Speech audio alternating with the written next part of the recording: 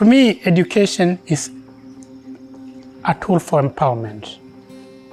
It provides pathways for growth,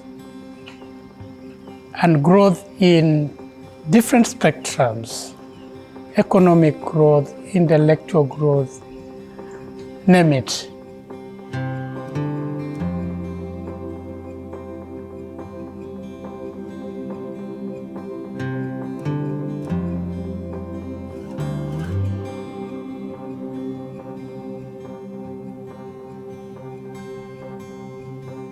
Kenya Connect started back in 2002, and it was co-founded by me and Tim Gregory. We started Kenya Connect because we wanted to give Kenyan children an opportunity to connect with kids outside of Kenya with an intention of having them develop their writing skills. English is the third language in Kenya, and it's the language that is used for testing and instruction in schools. So the Kenyan students really struggle a lot.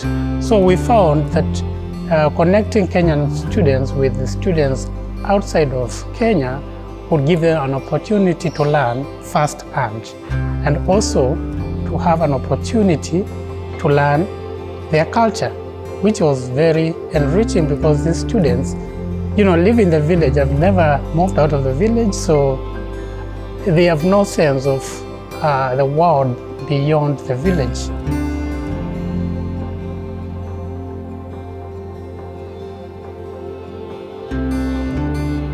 So when we started Kenya Connect, it was only me and Tim Gregory. And at that time, we didn't have any funding. And so we started off with about 21 schools, connected with schools in the US. So for me, I didn't have any means to travel to the schools. So we used to use the Moncare name Two Men on a Bike, because I was going to visit these schools all by myself on a bicycle. And Tim Gregory was, on the other hand, trying to bring in schools from the US to connect them to Kenyan kids. This was a fertile ground for the US students to learn about the way of life in Kenya. And they got to experience that the children in Kenya, their peers, were going through very many challenges, which for them was something they could have taken for granted. The US students learned that the Kenyan students went to fetch water after school. They decided that they could do something to make their life better. And so spontaneously, out of their own initiative, they decided to do a funds drive to raise money to build a water tank for their sister schools in Kenya. So I would say from the word go, there was community engagement in this project, and the parents in the schools really embraced it because they looked at it as a partnership between their school and their sister school in the US.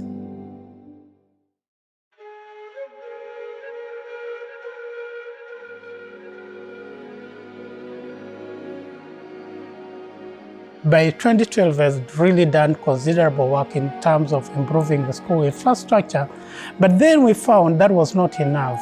We needed to improve the quality of the education. At that time also, there was free primary education that was introduced, meaning there was an influx of students in schools. So there were all these many students in the schools because of free primary education, but the resources in the classrooms and the capacity to provide quality education was lacking. And so that's why we decided to build our Learning Resource Center to provide enrichment programs and improve the quality of the education among our partner schools.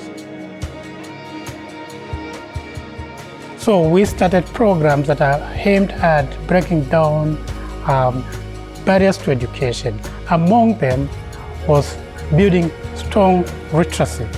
So we started a library of about 500, a collection of 500 books, which has grown now to over 30,000 books.